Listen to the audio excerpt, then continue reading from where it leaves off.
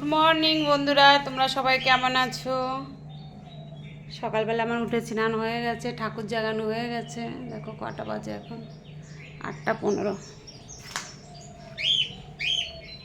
ফুলের গাছ দেখায় আজকে, প্রচুর ফুল ফুটে আছে। লেবু গাছে প্রচুর লেবু হয়েছে। মাছের নাদাটা ছেলে এখানে নিয়ে এসছে।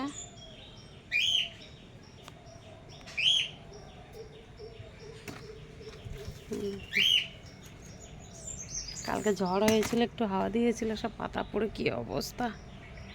দেখো ডালিয়া ফুটেছে, কি দারুণ, এত উঁচু, মানে 6, 7, 8 ফুট। দেখো বাড়িতে ফুল ছাড়া আর কি আছে, জবা ফুলও ফুটেছে কি হারে। এতে বেতো শাক হয়েছে। বেগুন গাছে যে বেগুনটা হয় মোটামুটি হনুমানেই খেয়ে নেয় সেটা। পুদিনা পাতা দেখো, মানে কোনো গাছে বাকি নেই। এদিকে শশা গাছে শশা হয়ে আসছে প্রায়। বাবা এই ফুলটা দেখো কি দারুণ লাগছে, বাইরের থেকে দেখাতে হবে।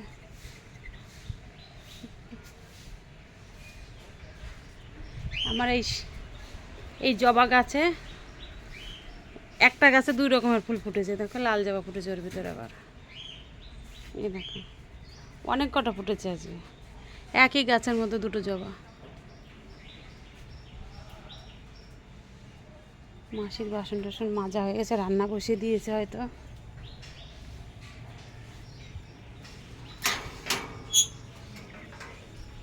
দেখো বাইরে থেকে দেখায়, ফুলটা এত সুন্দর লাগছে দেখতে, গেটের উপরে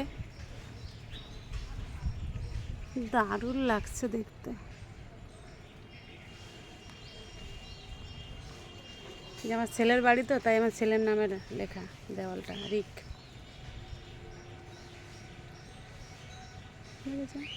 সকালে উঠে পশু পাখি দেখে, সব ফুল দেখে মনটা ভরে যায়।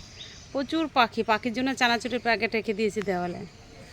ওটা 3-4 দিনে একটা চানাচুরের প্যাকেট খায়। আবার কুকুরের জন্য আলাদা বিস্কুট থাকে আমার। দেখুন দেখেছেন, এখানে ছড়িয়ে দিয়েছি, সকালবেলা অনেক পাখিতে খেয়ে গেছে।